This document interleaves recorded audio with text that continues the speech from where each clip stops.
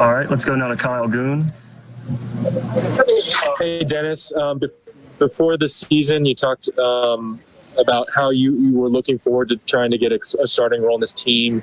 I know you started before, but what does it mean to be an opening night starter, and what did you miss about it these last 2 years in Oklahoma City? I mean, it's, everybody, me, I'm a team player, so, I mean, in OKC, I accepted my role, and they came straight to me, and it's like, Dennis, you're going to come off the bench, bring the energy, I mean, for me personally, I just wanted to take that, that next step. I mean, that's about it. I just, whatever I can do to win games, I will do it. And everybody knows that as well. But at the end of the day, there was just one personal thing I had. Okay, let's go now to Jovan.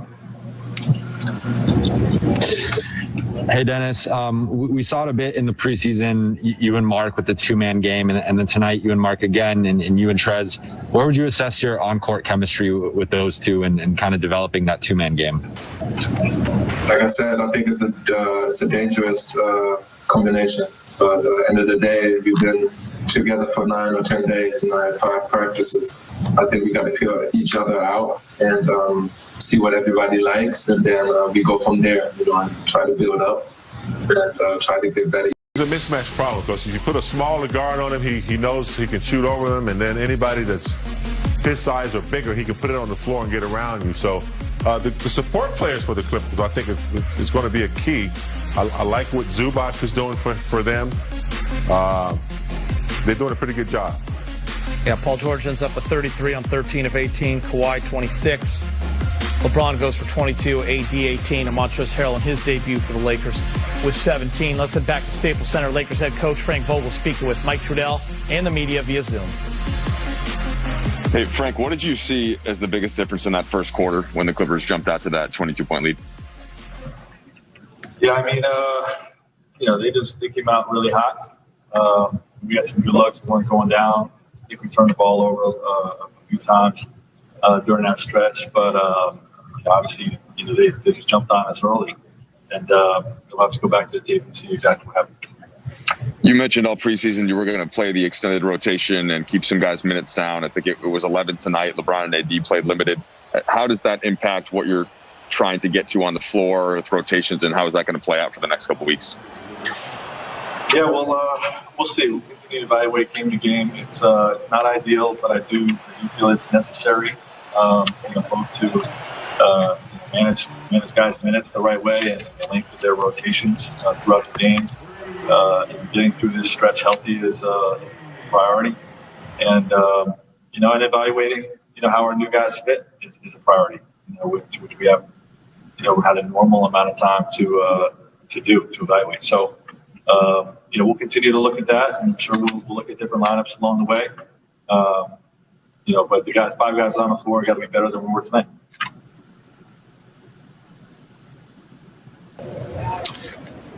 Frank, could you speak to the run that Paul George went on late in the third quarter that seemed to give them momentum back to the Clippers, and what your defense was or wasn't doing in that situation?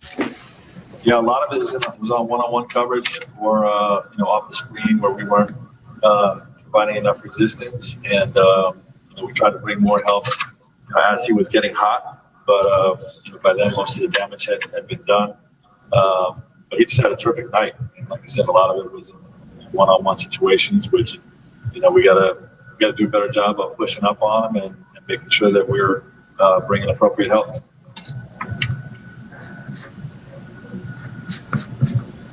Bill? Hey, Frank. How did you evaluate Marc Gasol's night? Obviously, got into that early foul trouble. What do you take away from just seeing him out there tonight? Yeah, he's going to be fine. Obviously, being matched up with a three-point shooter, it was a challenge for all bigs. We have coverages in place that we weren't sharp enough covering for him. And, I'm disappointed myself. I didn't put the ball in his hands more in the top of the key like we did in the preseason. to take advantage of his passing ability. So, part of learning new players and guys getting comfortable and acclimated, and then the foul trouble limiting them as well.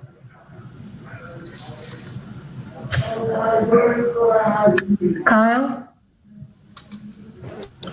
Hey, Frank, related to what Mike was asking earlier, you take out, I think LeBron didn't check in and after the almost 8 minute mark, and then AD comes out with about 3.5 minutes left. And obviously it was a big lead, but not a huge lead.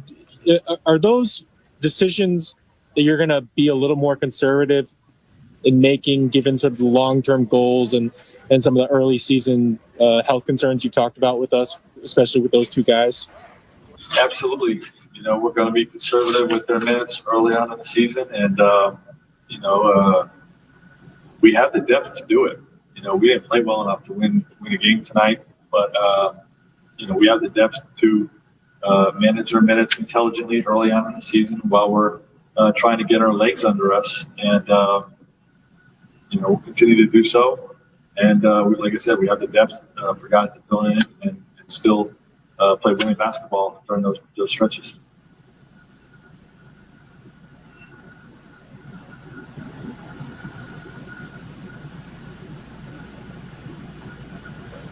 Dan Wilkie? Hey, Frank. Can you take us back to pregame? We saw the look on your face when you saw your wife and your daughters up there. You pulled the mask down a little bit and flashed a huge smile.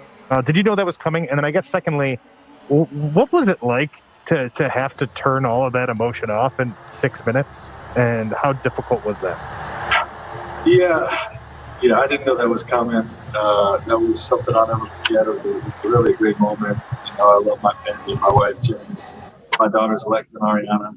To show up, delivering that message in that moment was a surprise, and I certainly got a little choked up. In terms of the turnaround, I'm able to do it, and I think our guys were able to do it. We didn't play well in the first quarter, but I don't know if it was totally about the ring ceremony. And once it's over, you appreciate it. You know how special it is. But you move on. You move on quickly. You get into the game. Game comes quick, and you got to get focused. And I think our guys are. I think our guys were, even though we didn't play very well, obviously, in the first quarter. It's Chip rings.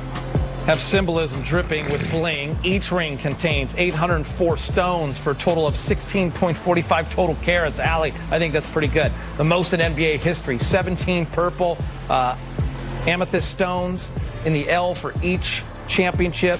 0.95 carats of purple amethyst for 95 days spent in the bubble. I don't even know what I'm saying. Each number has a mamba snake behind it and a removable top.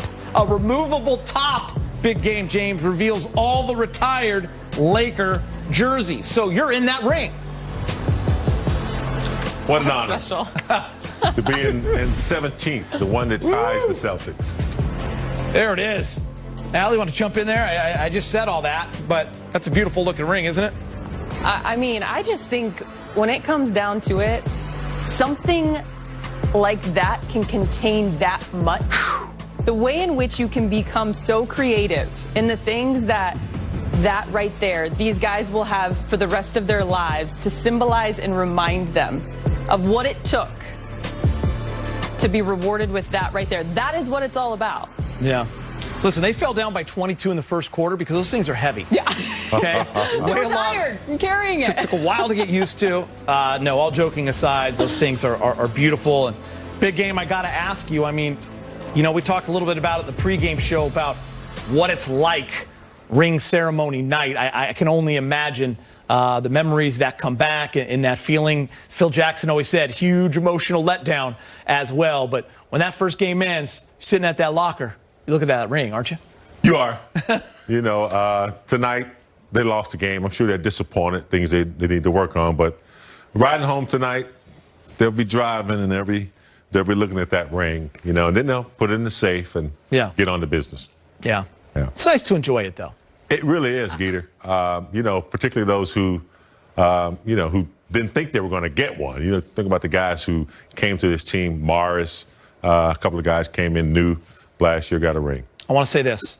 I want to give props to Jeannie Buss, the Laker organization, the way they handled ring night like nobody's ever gone through this before. No fans, the messages from the families, the kids from the I Promise school, the fact that the banner's not unveiled yet, Allie, with a note on it saying stay tuned.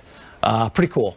Amazing. Props. I mean, I think that's where the emotion truly reaches its height. I thought it was so special what the organization did. I loved watching the players look up and see their families. You know, they go home to them every single night, but that moment right there, I mean, it makes it all what it is. And it's